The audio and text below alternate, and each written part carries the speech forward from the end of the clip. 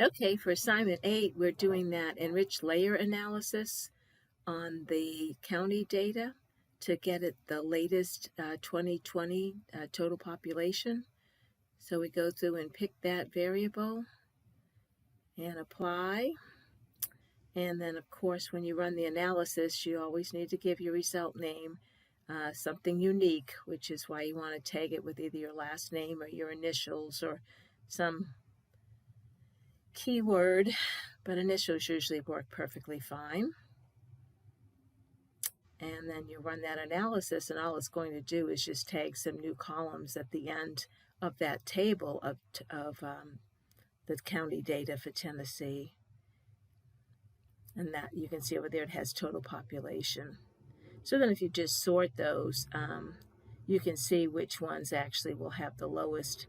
And we were talking about ones that were less than 12,000. So you can see it's just those very bottom one. I think there's about 11 of them altogether that don't have populations up to 12,000. Might not have made much difference for this analysis because their population probably hasn't changed all that much since 2010. So now we're trying to find the schools, and they don't actually have a field for elementary. So you have to kind of trick it into finding if part of the name has the word elementary in it. And this was the step that a lot of you missed. Just kind of thinking outside the box. And so these are the subset of schools that just are elementary schools. And if you look, you can see the word is elementary.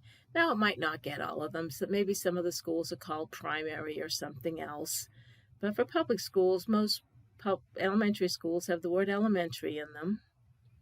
And then we're trying to find the total population of those counties that are less than 12,000.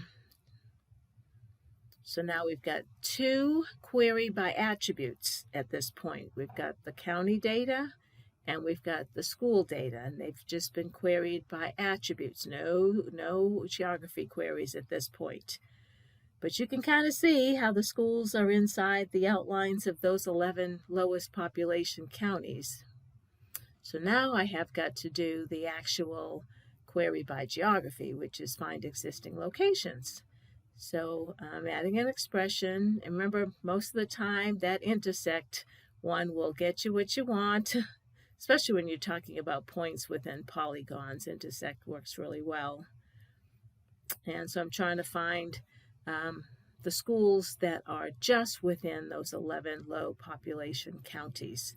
And once again, have to put in for the result name something unique, because they are all getting shoved into the same space at the UT storage area.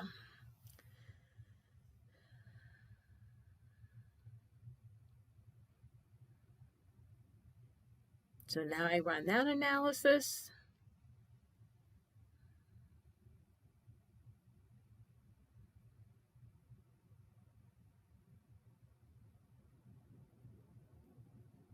And boom, the ones that in the big blue dots are the 16 schools.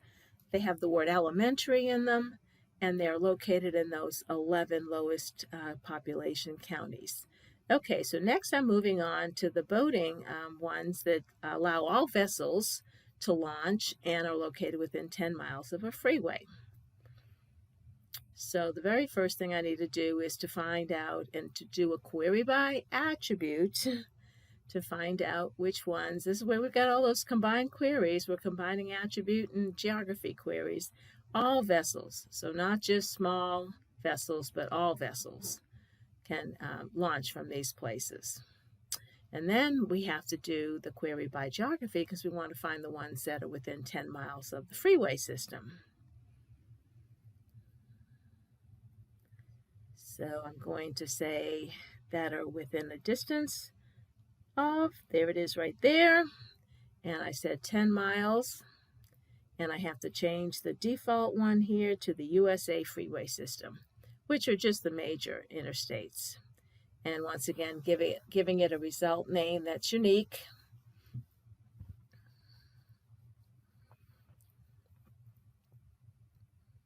And running my analysis. And boom, there they are right there. So not all of them, because some of them you can see are not very close to the freeway. There should be 75 of them selected.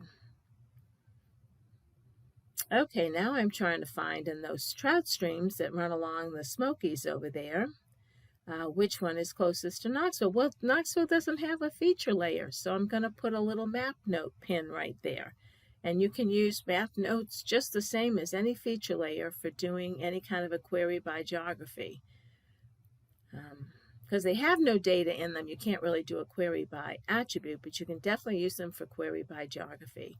So I'm going to find out which of all those trout streams there are closest to that pin, which is on top of Knoxville. And most of you got this one right. Some of you, I'm not sure how you did it. I think maybe you used Knox County and it seemed to work and give you the same trout stream, but it might not always be the case. The Knoxville might have been on an edge of the county and might have given you a different result. So you really should have done this with a map note. And once again, I'm saving the result layer name as something unique. And running my analysis. And it turns out I have just this little bitty stream right there.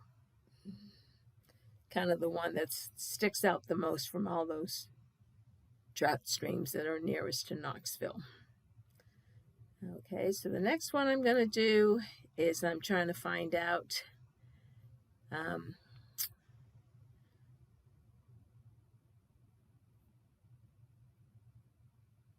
I had to think about which one I'm doing now. I'm doing the hucks.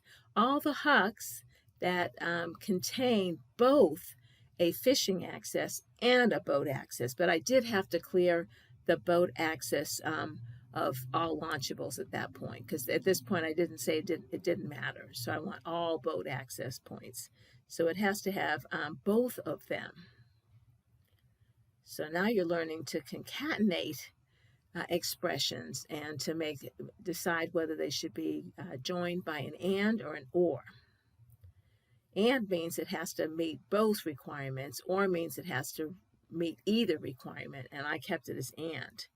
If I wanted it to have just one or the other, I would have switched the and to an or.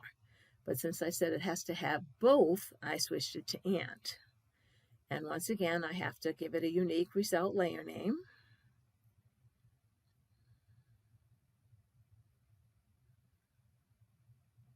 So these are my watersheds with both boating and fishing access. And once again, remember I turned the filter back off on boating, so it's all boating access ramps. And I ran the analysis. Some of you had your analysis chopped off. I think perhaps you had zoomed in a bit and maybe your analysis had been cropped by the visible of what you could see in the map.